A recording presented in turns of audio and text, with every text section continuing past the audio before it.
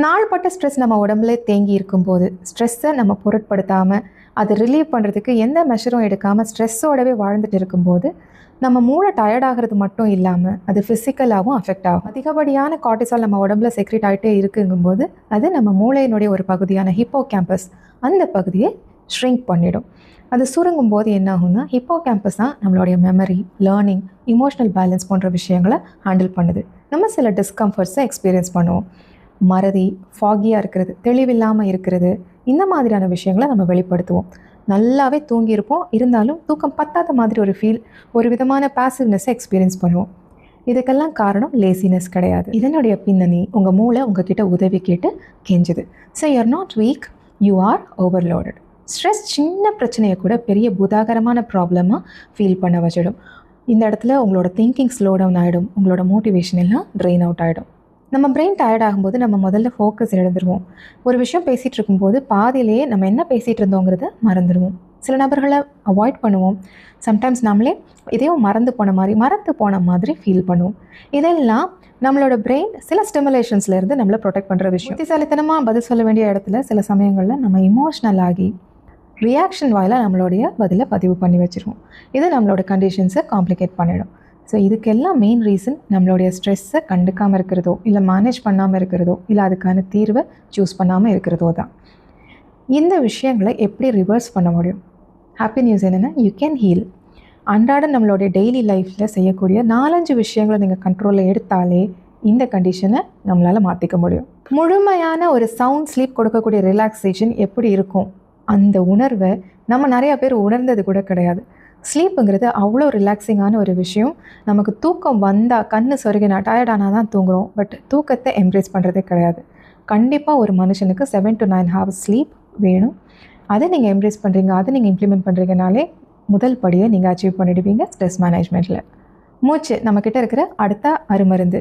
இப்போது பெரியவங்கள்லாம் வீட்டில் சொல்ல கேட்டிருப்போம், ஏதாவது அன்பிளசன்ட் மொமெண்ட்டில் இருக்கிற, ஆங்ஷியஸாக இருக்கிற அப்படின்னா 4-5 டீப் ப்ரீதிங் எடு, நீ ரிலாக்ஸ்டாக ஃபீல் பண்ணுவேன் சொல்லியிருப்பாங்க. தெரப்பிஸ்ட்டும் இதை தான் சொல்லுவோம். பட் நாளடைவில் திரும்பி ஒரே அட்வைஸை எல்லாருமே சொல்லும்போது நமக்கு அது ரொம்ப போரிங்கான ஒரு பீஸ் ஆஃப் அட்வைஸாக தெரியும். இந்த அட்வைஸை நம்ம எப்படி எடுத்துக்கிட்டோம்னா சகிப்புத்தன்மைக்கு ஒரு சேலஞ்சிங் மொமெண்ட்டாக வச்சுருக்கோம். யாராவது நம்மளை ரொம்ப இரிட்டேட் பண்ணால் நம்மளால் திரும்பி பேச முடியாது அப்படின்னா வேறு வழி இல்லாமல் ஒரு பெருமூச்சு இழுத்து விட்டுட்டு போயிட்டே இருப்போம்.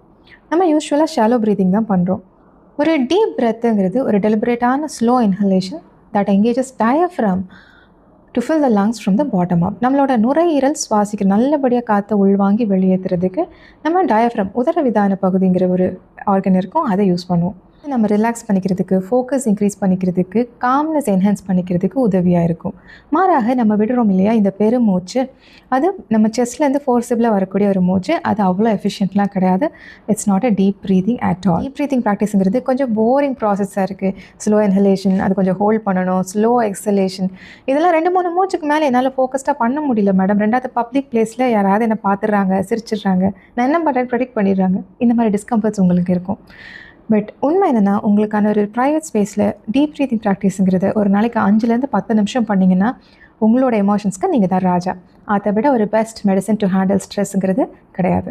அடுத்த வரப்பிரசாதம் சன்லைட். காலையில் எழுந்த உடனே ஏர்லி மார்னிங் இல்லை ஒரு 7 o'clock 8 o'clock இந்த மாதிரி நேரத்தில் இந்த சன்லைட்டில் வந்து ஒரு 15 to 20 minutes நீங்கள் எக்ஸ்போஸ் ஆகும்போது you feel better. Day time உச்சி வெயில் இந்த மாதிரி வெயிலில் நீங்கள் போய் எக்ஸ்போஸ் ஆனீங்கன்னா திருப்பி ஒரு ஷேடோ தேடுவீங்க. டிராஸ்டிக்காக ஏசிக்குள்ளேயோ இல்லை வந்துட்டு சில்லுன்னு ஏதாவது கன்சியூம் பண்ணியோ தாகத்தை அடக்கணும்னு நீங்கள் ட்ரை பண்ணுவீங்க. இந்த டிராஸ்டிக் சேஞ்சஸ் இன் டெம்பரேச்சர்ஸ் வேறு விதமான ஹெல்த் இஷ்யூஸை தான் கொண்டு வரும். அதனால் முடிஞ்ச வரை ஏர்லி மார்னிங் சன்லைட்டை சூஸ் பண்ணுங்கள். Caffeine intake. நமக்கு கொஞ்சம் அப்செட்டாக இருக்கும், நிறைய ஒர்க் பண்ணுறோம், கொஞ்சம் ஆக்டிவாக ஒர்க் பண்ணணும், ஏதாவது ஒரு பூஸ்ட் வேணும் அப்படின்னு நினச்சதும் பெரும்பாலானவங்க நம்ம சூஸ் பண்ணுறது காஃபி ஆர் டீ தான். இதில் கேஃபைன் கண்டென்ட் அதிகம். கேஃபைன் நம்ம ஸ்ட்ரெஸ்ஸை வர்சன் தான் பண்ணும். எப்படின்னா நம்மளுடைய ஸ்ட்ரெஸ் ஹார்மோன்ஸ் கார்டிசால், அட்ரினாலின் இதனுடைய ரிலீஸை போய் ஸ்டிமுலேட் பண்ணி விட்டுடும். அண்ட் இது ஆங்ஸைட்டி, ஜிட்டரினஸ் போன்ற விஷயங்களில் வந்து நிற்கும். So limit caffeine. அடுத்ததாக ஸ்லோ வாக்ஸ்.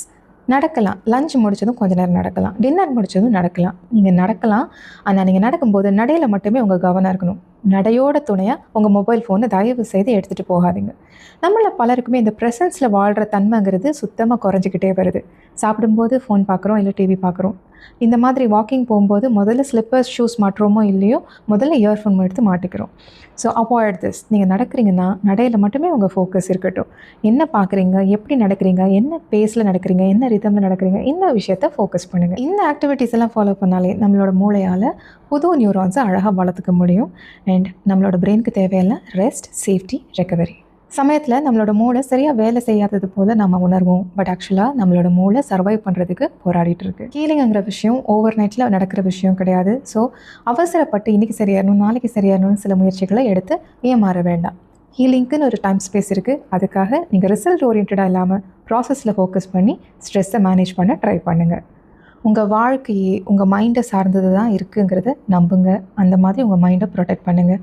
ஏன்னா உண்மையும் அதுதான். Be gentle with yourself. Take care.